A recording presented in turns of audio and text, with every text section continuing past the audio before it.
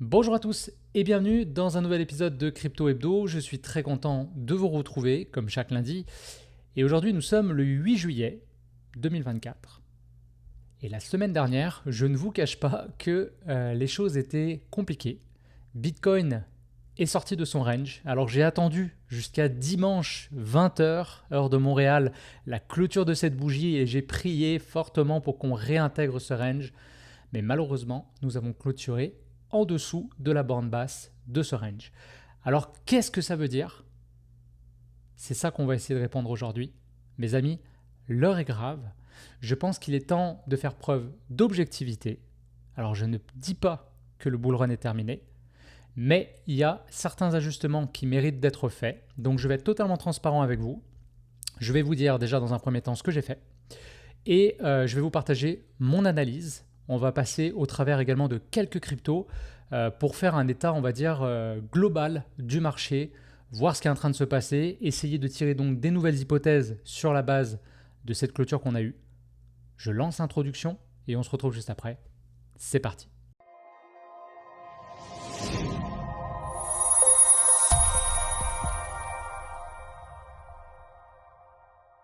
Alors mes amis, on se retrouve sur le graphique de Bitcoin contre le dollar américain et là voici la fameuse bougie de la semaine dernière, donc la semaine début juillet en fait.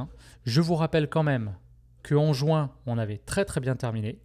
On avait reclôturé, en fait on était venu chercher juste en dessous du range et on avait réintégré directement. Donc ça c'était la semaine précédente, fin juin. Et si on ne regarde pas cette bougie-là, on s'arrête à là. Pour moi, et si vous avez vu ma vidéo de lundi dernier, tout était beau. Tout était pour le mieux. On était allé chercher de la liquidité sous le bas du range et on était prêt à retourner chercher le haut du range, l'ATH aux alentours des 72 000 $ et former cette belle séance qu'on espérait voir. Ensuite, moi je partageais un peu mon idée d'une contraction du prix, de la volatilité et du volume. Et ensuite, éventuellement, une cassure de ce range par le haut pour continuer le bull run et en fait même le commencer parce que jusqu'à maintenant, alors les mots, peu importe ce qu'on va utiliser comme expression, il y en a qui parlent de pré-bull run. Bon, moi, je vous le dis tout le temps, je repose les choses depuis le mois d'octobre 2023. Pour moi, on est rentré dans une phase haussière, donc moi j'appelle ça un bull run. Mais c'est vrai que tant qu'on ne s'est pas vraiment affranchi des plus hauts historiques, on ne peut pas tout à fait dire que c'est un bull run pour l'instant, donc c'est pour ça que certains l'appellent pré-bull run, peu importe. On s'attendait donc à une cassure vers le haut, c'était toute l'idée pour reprendre ce bull run. Mais comme vous voyez ici sur le graphique, ce n'est pas ce qui est arrivé. Donc à la surprise de tous, alors peut-être pas de tous, il y en a toujours qui disent « Ah, je vous l'avais dit », etc. C'est possible. Statistiquement, c'était quand même moins probable, selon moi. Mais voilà, le marché en a rien à foutre de nos statistiques. Il va faire ce qu'il veut. Et n'oubliez pas que le marché, ce n'est pas un adversaire qui joue contre nous. Le marché, c'est la synthèse de ce que pensent tous les investisseurs sur le marché, donc qui tradent ce marché-là, donc là en l'occurrence Bitcoin. Mais vous allez voir que sur le reste des cryptos, c'est la même chose. Alors, est-ce qu'il y a eu des news profondément négatives? Oui, un peu. Et en même temps, rien de dramatique par rapport à tout ce qu'on a déjà eu. Franchement, je trouve qu'on est sur des nouvelles qui sont... bon, alors c'est quoi les fameuses nouvelles? Alors il y a Mongox, qui est une plateforme d'échange de Bitcoin, finalement, qui était basée à Tokyo, qui a opéré entre 2009 et 2014, date à laquelle l'exchange a fait donc faillite. Et Mongox, aujourd'hui, va, suite à certaines procédures judiciaires, restituer un certain nombre de bitcoins qui vont donc pouvoir être vendus sur le marché. Et bien sûr, vous imaginez qu'entre 2009 et 2014, le bitcoin n'était pas du tout aux alentours des 56 000, là, même après la baisse. Donc, on peut imaginer une forte pression vendeuse. Donc ça, c'est la première chose. Et la deuxième chose, c'est le gouvernement allemand qui a l'air de vouloir vendre tous les bitcoins qu'ils ont accumulés. Alors pourquoi ils ont des bitcoins aussi? Si j'ai bien compris, c'était à l'époque une plateforme de téléchargement illégal qui avait été donc fermée et il y avait un certain nombre de bitcoins qui avaient été saisis à cette occasion-là. Et le gouvernement allemand fait depuis quelques semaines là déjà des virements vers les exchanges pour vendre ces bitcoins. Alors apparemment, ils auraient déjà vendu un cinquième de cette masse-là de bitcoin, on va dire. Et forcément, ça a pu jouer dans la balance. Le gouvernement allemand est un des, je crois, c'est le quatrième ou le cinquième plus gros pays à détenir du Bitcoin. Alors, pourquoi ils vendent maintenant? Honnêtement, c'est un peu cave parce que voilà, nous on est dans la game, on regarde les choses. Est-ce que c'est politique? Est-ce que c'est la volonté de baisser le prix pour recharger plus bas? On peut imaginer toutes sortes de manipulations, mais ce n'est pas notre rôle d'essayer de deviner ça. Là, ce serait jouer un autre jeu.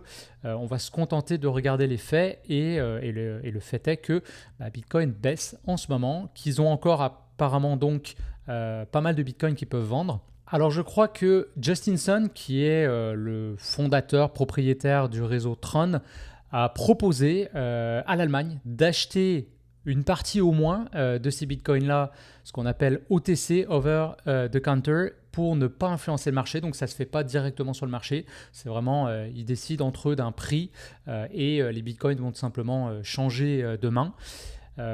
Est-ce que l'Allemagne va dire oui à ça?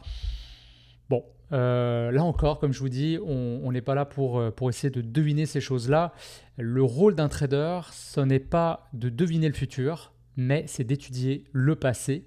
Je l'ai déjà dit, mais vraiment c'est important de comprendre cette chose-là, cette petite nuance-là, parce que ça va faire de vous, je pense, des meilleurs traders. Alors, voilà pour la partie fondamentale, ce qui s'est passé. Donc là, on va rentrer dans la technique, parce que c'est ce que je fais avec vous habituellement dans cette émission de Crypto Hebdo. Alors donc, on voit ici cette belle clôture, alors belle dans le sens qu'elle est franche, et on est allé chercher quand même les 53 000 $. Alors on va aller en journalier et vous allez voir que ça s'est passé ici. Alors en journalier, on avait déjà eu une cassure en vérité sous ce range, rappelez-vous, c'était au mois de mai 2024, mais on avait réintégré tout de suite et c'est pour ça que en semaine, c'est cette petite mèche ici. Quand on est sorti, beaucoup espéraient qu'il se passe la même chose. Moi, le premier, et là, on avait eu d'ailleurs un beau rachat. C'était donc suite à vraiment la baisse, la cassure. Ça, c'était le jeudi 4 juillet. Le 5 juillet, on est descendu très bas, mais vraiment, les acheteurs se sont positionnés et ça donnait bon espoir. Et puis, le lendemain, le samedi, donc 6 juillet, le rebond était quand même assez mou, je dirais. Donc, personnellement, ce que j'ai fait, et je vous l'annonce publiquement parce que depuis le début, c'est tout mon objectif d'être 100% transparent avec vous, j'ai allégé mes positions. En fait, je suis même sorti de mes positions. Donc en ce moment, je suis en stablecoin et j'ai voulu prendre le week-end pour réfléchir. Donc ça n'a pas été un week-end facile. J'ai beaucoup réfléchi à ce que je devais faire. Pour ceux qui connaissent mon histoire, lors du dernier cycle, j'ai perdu tout ce que j'avais gagné dans la crypto et c'était une somme conséquente. Je l'ai déjà dit dans un épisode de podcast. Je vous laisse rechercher si vous êtes curieux de connaître cette somme. Mais c'était une somme très importante et c'était beaucoup plus que ma mise de départ. Donc, est-ce qu'il y a un traumatisme de ma part ? Je me suis posé la question. Je me suis dit, est-ce que je réfléchis avec mes émotions ou est-ce que je réfléchis rationnellement ? Et j'essaie toujours de me challenger par rapport à ça. Je pense qu'un bon trader, c'est quelqu'un qui est capable d'être honnête avec lui-même et qui est capable de regarder ses émotions dans les yeux. On dit des fois « scare money don't make money », sous-entendu, donc si vous rentrez avec votre argent en ayant peur, c'est très peu probable que vous allez gagner de l'argent parce que vos émotions sont là du début, on va dire, de l'équation et donc forcément, ils vont vous influencer et on sait que quand on se laisse guider par nos émotions, c'est jamais bon, ou que ça soit du FOMO, donc de l'euphorie, ou que ça soit de la peur. Dans les deux cas, on ne réfléchit pas de façon rationnelle et en tant que trader, on doit viser cette zone-là, cette zone de rationalité parce que c'est elle qui va nous permettre de prendre les bonnes décisions. Donc j'ai fait la stratégie du cul propre, comme l'appelle Yann Darwin. Pour ceux qui le connaissent, j'aime beaucoup cette expression qui dit sors de position, mets-toi en stablecoin et puis réfléchis. Tu peux toujours rentrer, de toute manière, les commissions en crypto, c'est pas grand-chose. Donc je me suis dit que j'allais faire ça. J'aurais peut-être dû faire ça le dernier cycle, ça m'aurait évité, à mon avis, de grosses pertes. Et ça m'a permis du coup de réfléchir déjà à la somme que j'avais accumulée suite à ce bull run, parce que même si ça a fortement baissé, j'ai perdu, en fait c'est drôle, le chiffre revient, j'ai perdu 200 000 dollars en vérité, je vais être là encore transparent avec vous, depuis le plus haut de ce cycle atteint. Donc j'ai perdu 200 000 dollars, mais je suis encore en gain par rapport à ma mise initiale et j'ai récupéré mes pertes du dernier cycle. Donc là, je suis assis à un moment où voilà, c'est encore gagnant pour moi parce que voilà, si vous m'écoutez depuis le début, moi je suis rentré en 2023 quoi, et avant la cassure. Donc moi j'ai accumulé vraiment sur des prix très très bas où le Bitcoin était en dessous de 30 000 dollars. Donc même si voilà, aujourd'hui on est à 54 000 dollars, alors je ne détiens pas du Bitcoin, là aussi je l'ai déjà dit sur la chaîne, je détiens essentiellement des altcoins qui, elles, ont pris très cher. Alors heureusement, je suis sur des altcoins de qualité qui surperforment Bitcoin, donc en vérité, mon stack de Bitcoin en équivalence, c'est-à-dire si je vendais toutes mes cryptos pour acheter que du Bitcoin, eh bien ce stack-là, il a augmenté, donc en vérité, j'accumule plus de Bitcoin, même dans la baisse, parce que j'étais sur des alts qui ont très bien performé, comme Kaspa, par exemple, qui est une des cryptos qui a le mieux marché pour moi sur ce cycle-là. Donc, comme je disais, je me suis perdu. Désolé, cet épisode va être un peu plus long, mais voilà, je vous parle à cœur ouvert. On va prendre le temps de faire les choses. Et je vous remercie pour ceux qui vont écouter juste au bout. Sérieux, ça fait plaisir parce que je passe beaucoup de temps, mine de rien, sur ces épisodes-là. J'ai rien à gagner à le faire, hein. Je le fais vraiment par pur altruisme et générosité. En vérité, ce que je gagne, c'est ça me force à avoir une certaine discipline dans mes recherches, dans mes analyses. Et je trouve intéressant de vous partager. D'ailleurs, vous voyez qu'au moment où je vous parle, là, c'est en train de baisser. Et ça, je vais vous en parler juste après. Ouais, voilà. Ça, c'est un peu ce que je m'attendais parce que là, on a eu un petit rebond. Je vais y revenir tout à l'heure. Mais bon, voilà, vous pouvez regarder sur la droite ici les cours qui s'affolent un petit peu. Donc voilà, ça ressemble à ça, de la volatilité quand on est dans des phases de correction. La même chose d'ailleurs arrive quand on est dans des phases de hausse. Mais là, vous allez voir, à mon avis, des retracements assez importants. Ouais, ça va s'énerver là. Donc si Bitcoin descend, les altcoins vont prendre très très cher elles aussi. Voilà, Ethereum est en train de péter. Total Market Cap, etc. Bon, on va y revenir après. J'espère que je ne vous ai pas perdu. On revient là. Donc on est en journalier et on va aller sur Bitcoin. Donc, stratégie du cul propre. Je reviens à ce que je disais. Je pense que ce bull run est loin d'être terminé. Donc ça, c'est la bonne nouvelle. Si vous pensiez que le bull run est terminé, je pense que ce n'est pas le cas. Pourquoi ? On va commencer par là. D'abord, et je reprends un peu de recul, je vais me mettre en weekly. D'abord, Bitcoin a à peine fait de nouveaux plus hauts. Alors oui, objectivement, c'est vrai, il a fait des nouveaux plus hauts. Et d'ailleurs, il les a fait avant le halving. Et ça, c'est une des théories que les cycles sont en train de changer par rapport à ce qu'on était habitué. Donc c'était la raison pour laquelle, moi depuis le début, je pensais qu'on aurait un bull run éclair. On a eu une montée pré-halving qui était absolument extraordinaire. Franchement, regardez ça, on est passé de 32 000 dollars à 73 000 dollars en l'espace de 2-3 mois. Donc vraiment impressionnant. Et je pensais que ça continuerait comme ça et puis qu'en septembre-octobre, le bull run serait clenché et qu'on passerait à autre chose. Et en plus, c'était parfait parce qu'au niveau macro, on a les élections américaines, il y avait plein de choses qui étaient même prévues pour plutôt quatrième quarter de 2024, je ne me trompe pas. Donc je me disais, c'est parfait, on sera vraiment encore dans un phénomène de sell de news et ça va être très bien. Mais là, je suis obligé de changer d'avis parce qu'avec ce qui se passe, je me demande si on n'est pas dû pour une correction plus profonde pour ramener les choses un petit peu comme elles étaient, donc c'est-à-dire vraiment plutôt en 2025 où on ira chercher vraiment le top de ce bull run là. Donc le timing change, mais je pense que le bull run est loin d'être terminé. Ça, c'était Bitcoin. Si on regarde Ethereum, on n'a même pas fait des nouveaux plus hauts. Ethereum, c'est la deuxième plus grosse crypto en termes de capitalisation. On a les ETF Ethereum qui ont été validés. C'est l'affaire là de quelques jours, je crois, pour qu'ils commencent à être tradés.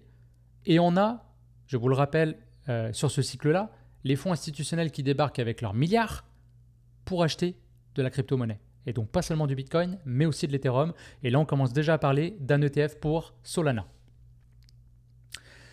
Alors forcément, ça va changer la structure parce qu'on ne rentre pas des milliards comme ça en un clin d'œil. Donc ça va peut-être même du coup rallonger les cycles par rapport à ce qu'on était habitué. Ça, on va le voir. Et donc comme je parle de Solana, on va aller voir Solana. Solana, on est monté très haut, mais on n'a toujours pas fait un nouveau plus haut. Total market cap, on n'est même pas allé chercher, là encore, l'ATH, qui était à 3 trilliards. Alors, le total market cap 1, il intègre tout, y compris Bitcoin. Donc forcément, comme les altcoins ont moins performé que Bitcoin, c'est la raison pourquoi Bitcoin a fait un nouveau plus haut, mais pas le total market cap. Si on va voir total market cap 2, excluant Bitcoin, ben on en est très loin. Et si on exclut bien sûr Bitcoin et Ethereum, ça c'est total market cap 3, vous voyez ici, excluding Bitcoin et Ethereum, toujours en weekly, on en est fucking loin. Alors pour ces raisons-là, je pense que le bull run est loin d'être terminé. Donc ce qui est en train de changer, c'est tout simplement le rythme des choses entre guillemets. Alors j'ai tracé des lignes bleues ici, parce que comme je vous disais tout à l'heure, un trader c'est quelqu'un qui étudie le passé. Je pense qu'à ce point-ci, je serais très surpris, encore une fois, là, mais j'ai changé mes statistiques, forcément elles ont changé avec ce qui s'est passé, je serais très surpris qu'on n'avait pas cherché ce niveau-là, des 52 000 $. Ici, j'utilise l'indicateur Super Trend, qui est un indicateur basé sur des écarts de volatilité. Et avec la nouvelle volatilité en place, moi je pense qu'on va aller chercher les 52 000 $, qui est un niveau important pour Bitcoin. Ça m'étonnerait vraiment, encore une fois, j'espère me tromper, et peut-être que je me suis sacrifié pour tout le monde en sortant temporairement, et je vais vous expliquer après ce que je fais quand même, parce que j'ai prévu de rentrer dans le marché, parce que forcément, si je vous dis que le bull run n'est pas terminé, j'ai pas fini de jouer mes cartes sur ce bull run-là, mais je suis obligé donc d'ajuster un petit peu mon money management et mes positions. Donc, si on réintègre violemment cette semaine le range, je re-rentre, je fais all-in. Ça, c'est sûr et certain. Et c'est ce que j'espère pour tous. Si ça continue, pour moi, il y a deux choses beaucoup plus probables qui vont arriver. La première, c'est qu'on descend encore, parce que là, on est vraiment dans la peur, et on va aller voir le Greed and Fear Index tout à l'heure. Mais je pense qu'on va aller chercher à minima les 52 000 $. Et on pourrait probablement descendre, chercher les 44 600 $, qui est ce niveau-là. Alors ça paraît loin vu d'ici, mais en même temps, c'est pas impossible. C'est déjà arrivé. Donc quand on voit que Bitcoin peut descendre de 15% là en une semaine, on est à combien en ce moment? On est à 20%. Ce qui veut dire que depuis le top, mettons, ici, on parle d'un retracement de 40%. C'est beaucoup, mais c'est pas déconnant. On a déjà vu ça en crypto. Ok, donc ça c'est pour du coup les nouveaux objectifs que je pense qu'on peut aller chercher sur Bitcoin. Et donc je me suis posé la question, quand est-ce que c'est déjà arrivé qu'on soit allé chercher ce super trend weekly? Donc le journalier a été cassé, ça c'est le weekly, ça c'est le mensuel. Donc plus on est sur des supports d'horizon de temps qui sont gros comme le mensuel, plus ils sont forts et solides, d'accord? Et donc le weekly, c'est vraiment l'intermédiaire. Parce que si tu attends le rebond sur le mensuel, tu as rendu presque tous tes gains. Donc le weekly, je trouve que c'est un bon compromis entre le journalier permet de se timer un peu. Le weekly, c'est vraiment celui qui donne la tendance pour moi. Et le mensuel, c'est vraiment une confirmation long terme, quelque chose comme ça. Donc quand est-ce que c'est arrivé? Eh bien c'est arrivé en janvier 2022. Par contre là, on était vraiment en bear market. Et effectivement, on a eu un rebond. Mais c'était plutôt le rebond du chat mort, comme on l'appelle dans le métier. Et puis, c'était tout simplement ensuite le bear market qu'on a connu. C'est arrivé en mai 2021. On a cassé, clôturé en dessous. Et là, on a eu un très beau rebond. D'ailleurs, on va aller voir la baisse qu'on avait eue. C'était 55%. Donc plus que ce que je vous ai montré juste avant. Et on était donc remonté pour faire un nouveau plus haut, alors assez timide quand même, et après ça a été le bear market. C'est arrivé également en novembre 2019, mais on était en phase d'accumulation. Alors je pense, en vérité, quand je regarde ici, cette espèce de grand je ne sais même pas comment appeler ça, cette grande tasse, on va dire, ça ressemble un peu quand même à ce qu'on a eu là. Alors là, on avait eu un débordement parce que c'était 2017, c'était une autre réalité, une autre volatilité. Mais mettons que le top ne serait pas allé aussi haut, ça ressemble quand même un petit peu. Et donc du coup, pourquoi pas un peu plus de consolidation avant de vraiment casser un peu plus tard. Alors est-ce que ça sera là encore dans la même temporalité? Je pense pas, parce que sinon ça nous emmènerait un an plus tard. C'est possible, encore une fois, comme je vous dis, tout a peut-être changé, mais je pense pas que ça sera aussi long que ça.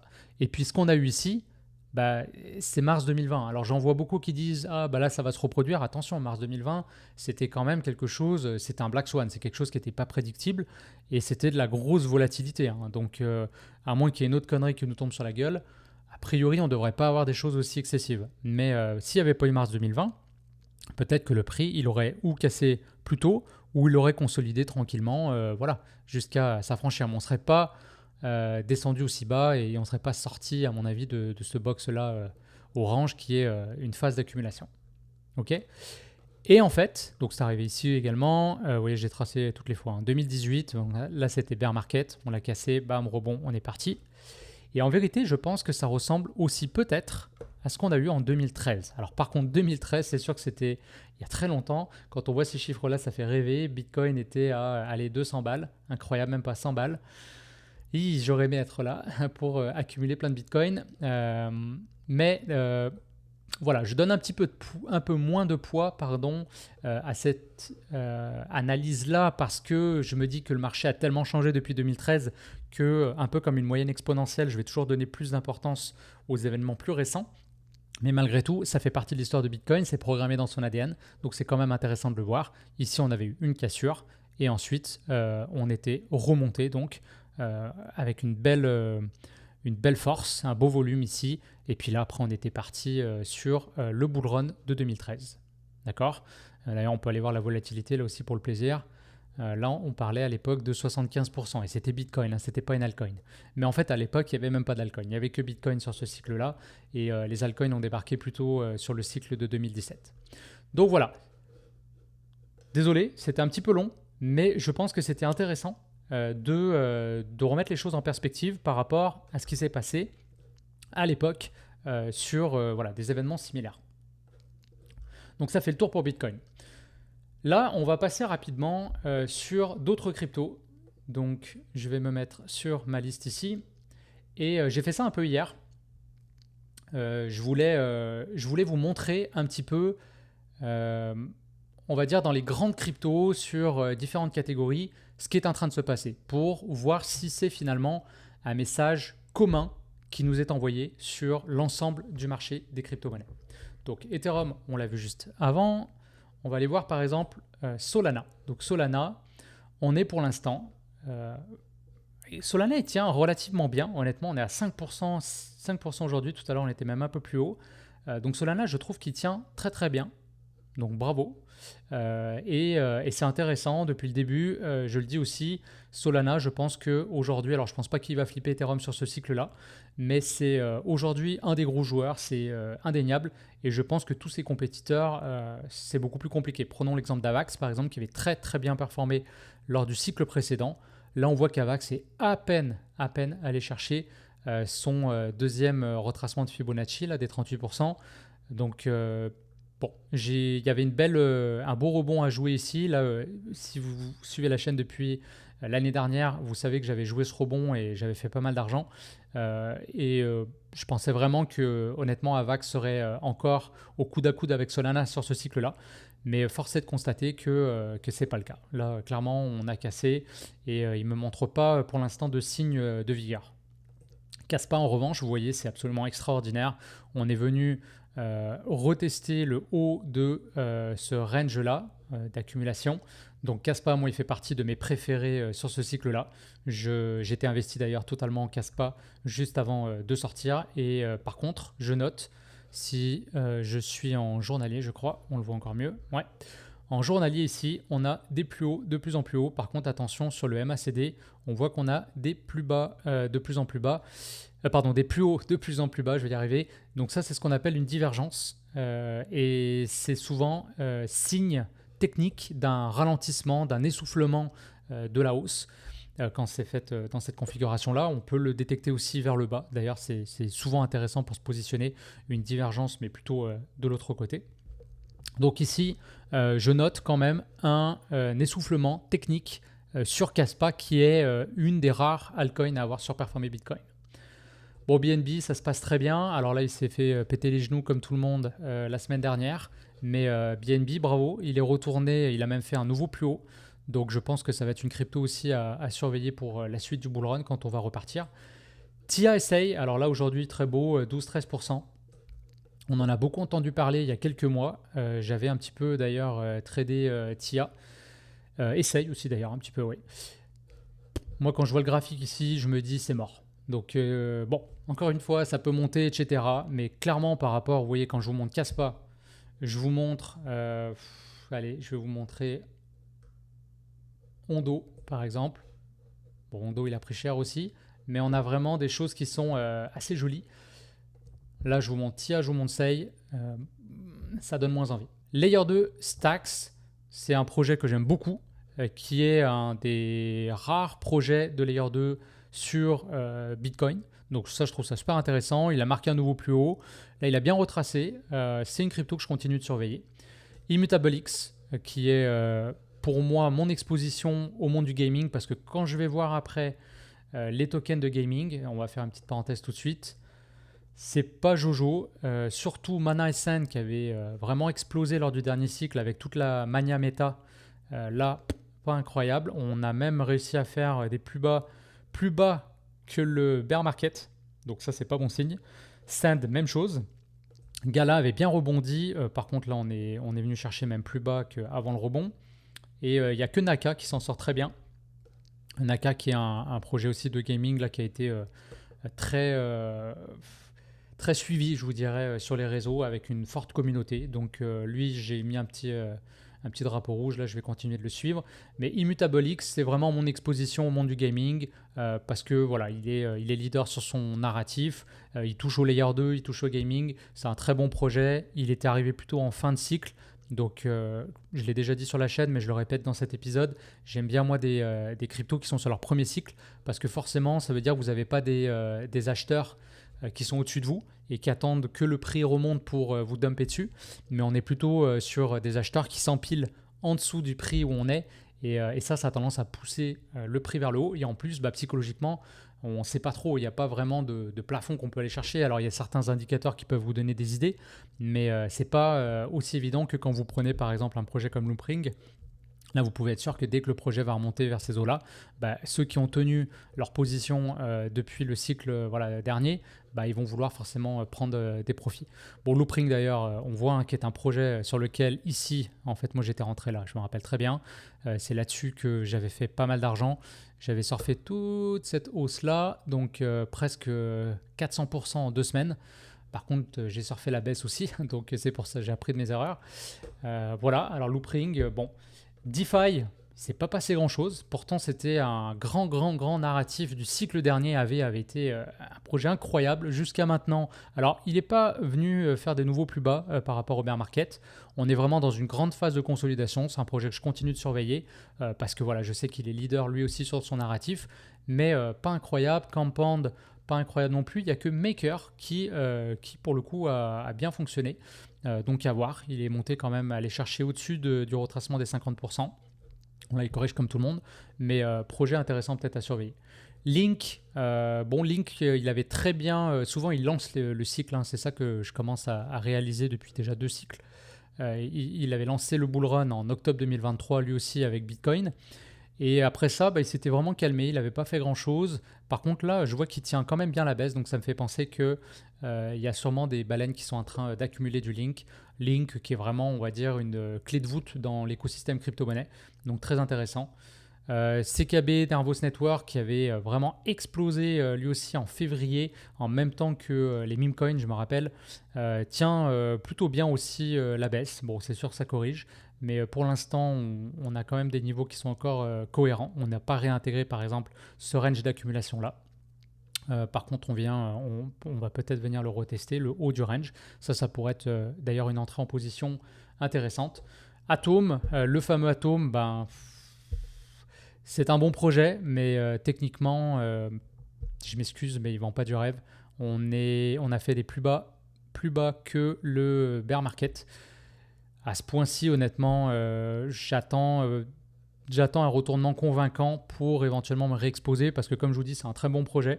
Je pense qu'il y a pas mal de choses à faire là-dessus, mais graphiquement en tout cas et techniquement, pour l'instant, il ne m'intéresse pas du tout. Dot, c'est pareil. Il fait pitié. Pourtant, Dot, c'était un de mes projets préférés lors du dernier cycle. Quant, il ne s'est pas passé grand-chose. Donc voilà, bon là, je vous passe un peu. On va aller voir l'IA.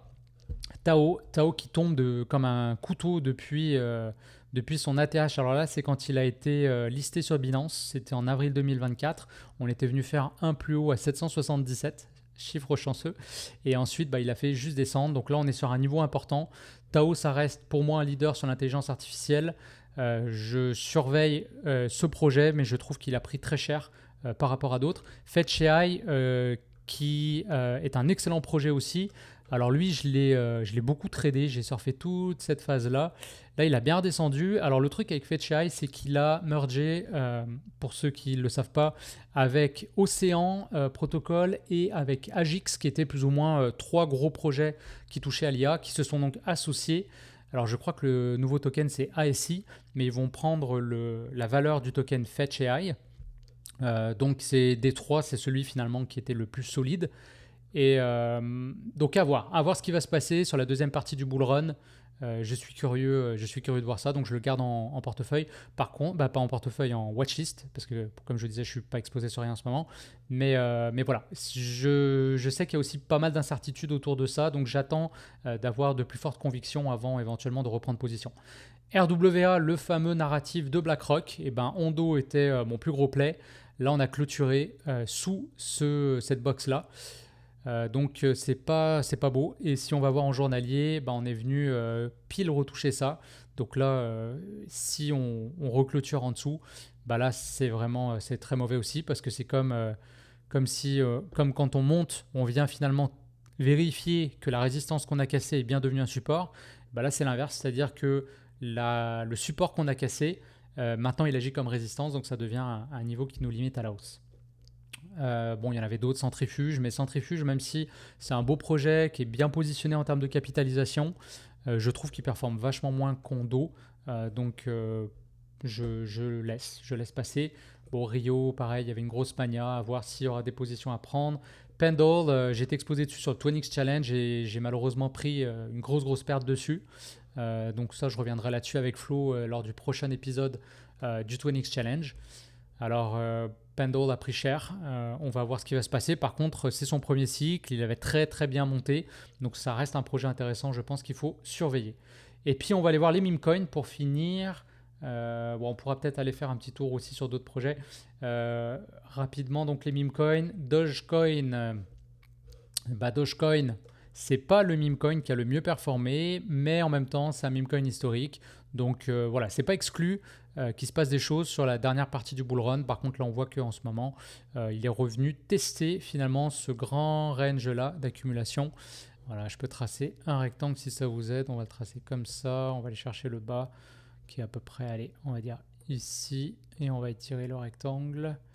Voilà, donc là, on est venu vraiment chercher pile le haut de ce box-là. Donc, on va voir ce qui va se passer. Ceux qui ont le mieux performé, honnêtement, c'est Pépé. Alors, Pépé, il est strong. Il tient bien. Alors là, il a bien corrigé quand même. Mais très, très beau ce qui s'est passé avec Pépé. Je pense que ça va être une crypto à surveiller pour la suite du cycle. Et puis, Floki également, qui tient pas mal également, la baisse. Après, dans les autres projets, il y en a beaucoup d'autres. Je ne vais pas tous les passer. D'ailleurs, si vous voulez que j'analyse un projet en particulier d'un point de vue technique, n'hésitez pas à me le dire en commentaire, et puis ça me fera plaisir de faire une petite analyse technique là-dessus. Je pense à XRP par exemple, qui a sa fan army, j'en faisais partie pendant longtemps. Il ne me vend pas du rêve XRP en ce moment. Alors oui, il y a le truc, le procès de la SEC, machin. En fait, on peut toujours se raconter des histoires, mais concrètement, lors du dernier cycle, il n'a pas fait un nouveau plus haut, donc déjà ça c'est plutôt mauvais signe. Est-ce que c'est une méga consolidation sur des années, le jour où il va casser, il va s'envoler à 20 balles? Peut-être, mais je pense qu'il y a mieux à faire en attendant. Donc voilà, là il casse. XRP, c'est la preuve que vous avez des projets comme ça historiques des fois, Litecoin par exemple, ou d'autres projets. qui ont bien marché à l'époque, mais qui aujourd'hui, il ne se passe plus grand-chose. Donc les cycles, de toute manière, ça va être de plus en plus comme ça. Plus ça va avancer en termes d'adoption et plus il faudra être informé de ce qui se passe, de suivre la tech, de suivre l'actualité, de suivre l'engouement des fanboys pour être capable de vraiment aller chercher des mouvements intéressants. Et c'est là aussi que l'analyse technique, elle nous aide parce qu'on ne regarde pas les projets pour juste l'aspect fondamental. Le fondamental, c'est un premier filtre en fait qui permet de dealer avec des projets intéressants, mais après c'est vraiment sur un signal technique qu'on rentre pour faire du trading. Et vous voyez là sur la droite tous les projets que j'ai, et je suis loin d'avoir tous les projets, là c'est vraiment juste une fine sélection de ce que je trouve intéressant. C'est difficile de s'y retrouver. Alors c'est important d'utiliser un peu les deux, du fondamental et du technique. Et Chiliz, pareil, Chiliz qui est un projet extraordinaire sur lequel j'ai fait mon premier 100 000 $. Donc il a une valeur sentimentale pour moi. J'avais tout expliqué ça à l'époque sur le podcast Dans la poche. C'était à Halloween, je me rappellerai toujours, Halloween 2000. Alors attendez que je retrouve ça, du coup c'était... Ouais, c'est ça, c'était en octobre 2021. Donc, c'était pas sur cette bougie-là, c'était sur celle-là. J'avais fait mon premier 100 000 $. Là, Chiliz, force est de constater qu'il descend et que pour l'instant, en tout cas, il n'y a pas d'intérêt plus que ça de la part des investisseurs. Alors, on va faire un petit tour rapide parce que je vous l'avais promis au niveau de l'index Fear and Greed. Je suis sur CoinMarketCap. Donc, pour rappel, vous pouvez ici venir consulter l'indice de peur et de greed. Donc, si je clique ici, vous avez un peu plus d'informations. Alors, ça se passe ici en vérité. Là, on est depuis le début qui traque cet indicateur. Avant, j'allais sur un site externe. Maintenant, ils le mettent sur CoinMarketCap. Donc, ça date de juillet 2023, juin 2023, fin juin 2023. Donc, ça fait pas si longtemps que ça en vérité, mais ça permet quand même de voir ce qui se passe. Alors là, on est retourné en zone de peur. Donc, on arrive sur des niveaux qu'on n'a pas atteints depuis presque un an. Donc, c'est quand même intéressant à noter que voilà, on a bien baissé. Et en même temps, on était monté jusqu'en extrême greed. Alors, est-ce qu'on va aller chatouiller l'extrême peur ? C'est possible. Honnêtement, si on commence à rentrer en extrême peur, je pense que moi, ça sera un des signaux, en tout cas, que je surveille pour re-rentrer sur le marché. Et je vais conclure juste après sur, du coup, quelle stratégie je mets en place. Mais voilà, à surveiller, je pense qu'on va un petit peu osciller comme ça dans cette phase de peur encore pendant quelques jours, quelques semaines. Donc c'est un indicateur intéressant à surveiller. Voilà, alors ça fait le tour au niveau graphique. C'est une vidéo un peu plus longue que d'habitude, mais en même temps, quand il n'y a pas grand chose à dire, je fais des vidéos plus courtes. Et là, il y avait pas mal de choses à dire. Je trouvais que c'était un bon moment pour refaire le point par rapport à ce qui vient de se passer. Donc en résumé, on a eu une clôture weekly qui, en tout cas moi, dans mes scénarios, était envisageable, mais statistiquement assez peu probable. Et pourtant, c'est arrivé. Donc, en tant que trader, comme je vous disais au début de cette vidéo, il faut accepter ce qui se passe et il faut prendre des décisions en fonction de ça.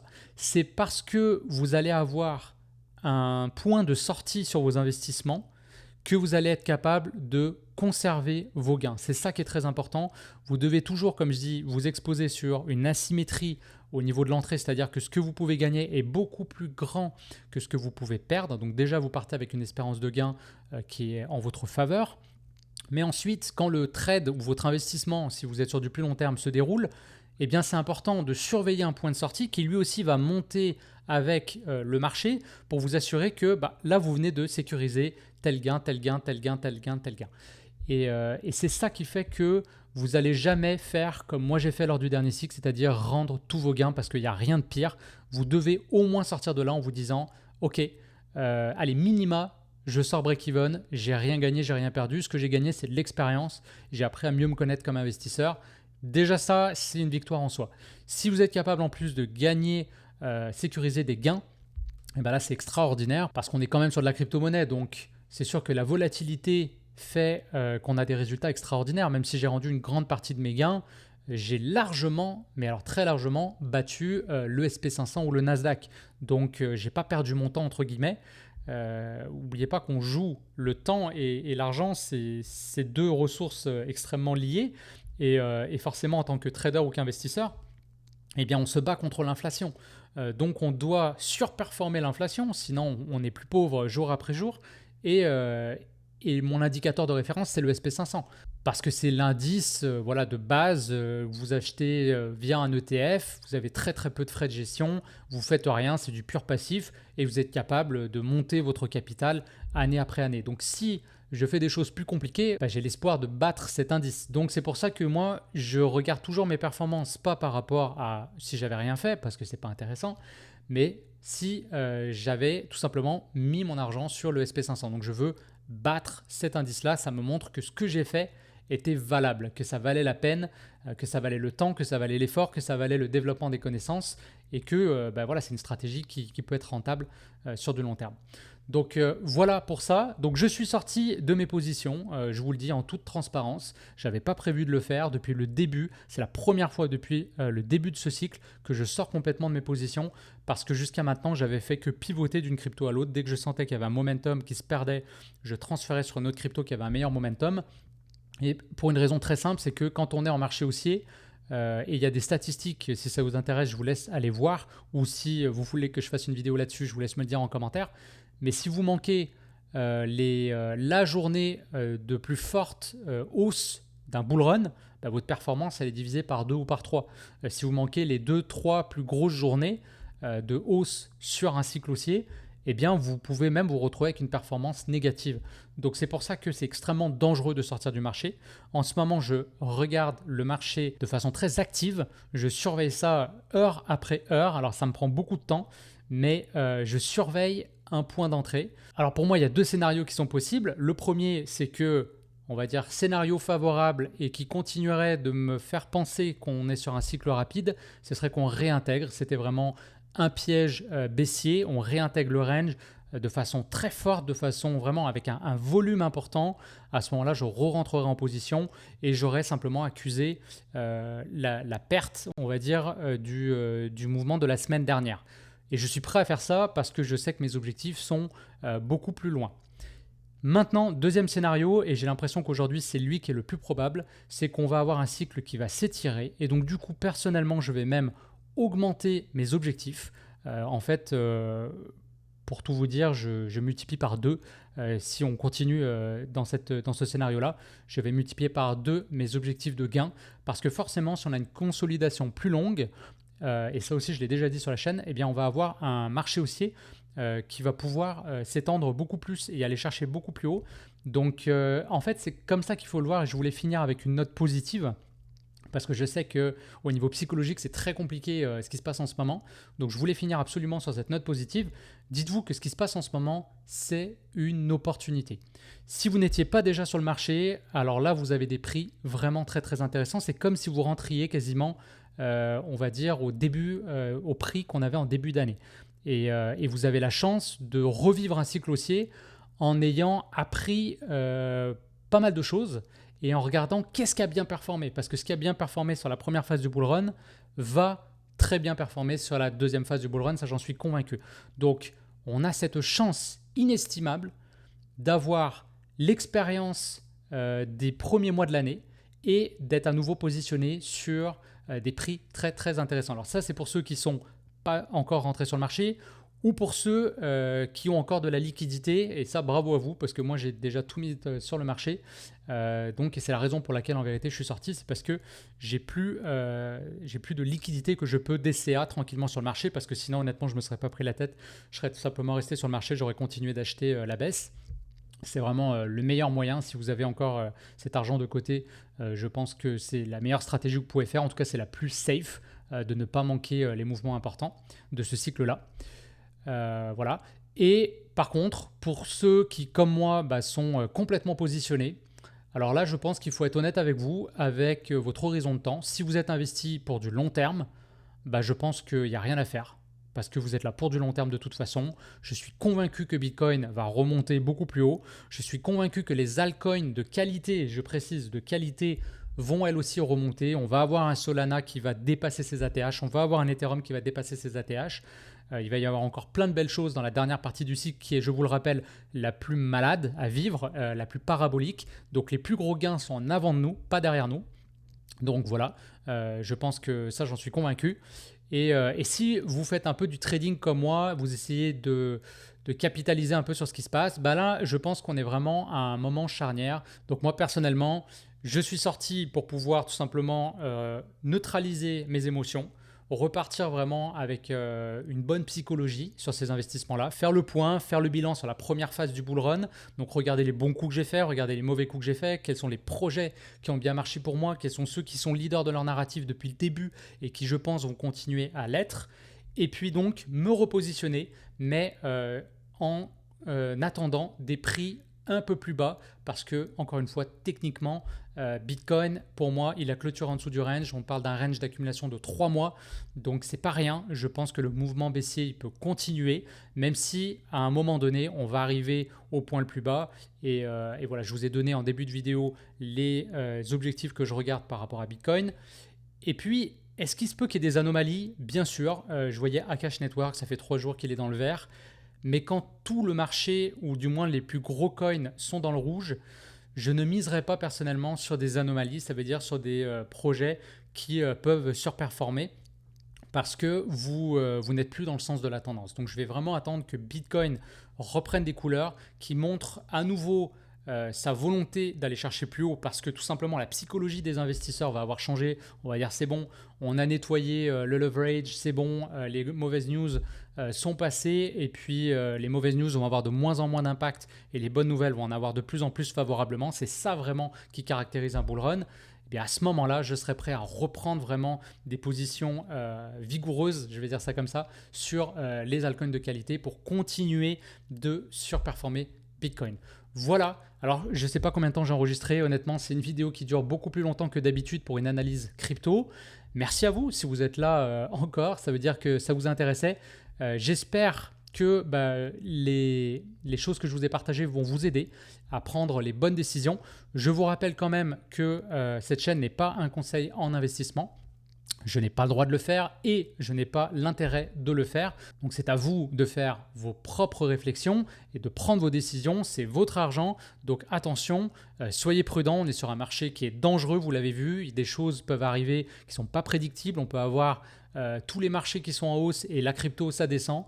Donc attention à ça. Orientez-vous vers des professionnels, donc c'est le métier si vous voulez des conseils plus précis par rapport à votre situation, parce qu'il y a ça aussi, moi je ne vous connais pas, donc forcément je ne peux pas vous donner des conseils précis parce que chacun va avoir des objectifs différents, chacun va avoir une tolérance au risque qui sera différente et ça c'est vraiment important de vous le rappeler. L'objectif de cette chaîne pour moi, je vous l'ai déjà dit, c'est un peu comme un carnet de notes. Je vous partage tout ce que je fais. Moi, ça me permet même de m'y référer après, de me dire « Ah, c'est vrai, j'avais dit ça, je faisais ça à cette époque. » Donc moi, ça me permet vraiment de grandir en tant que trader, en tant qu'investisseur. Et après, ça me plaît cette idée de partager avec vous mes découvertes, les bons coups que je fais, les mauvais coups aussi. Et je pense que c'est du gagnant-gagnant. On grandit tous dans cette expérience-là. Voilà. Donc, merci encore. Si vous avez aimé cette vidéo, je vous laisse mettre un like en dessous. Si vous n'êtes pas abonné, je vous en prie, allez-y, abonnez-vous. Ça prend juste une seconde. On est bientôt à 300 abonnés. Je crois qu'on est à 299 au moment où j'enregistre. Donc, à qui la chance? Qui sera le plus rapide pour être le 300e abonné de cette chaîne? En tout cas, merci à vous. C'est très apprécié. Merci à chacun de vous qui suivez les épisodes religieusement, semaine après semaine. Merci à ceux qui laissent des likes et des commentaires. Je vous souhaite à tous une excellente semaine. Espérons que ce sera un petit peu moins mouvementé sur les marchés. On se retrouve lundi prochain pour une nouvelle vidéo Crypto Hebdo. Merci à tous. Je vous souhaite une excellente semaine. Ciao tout le monde.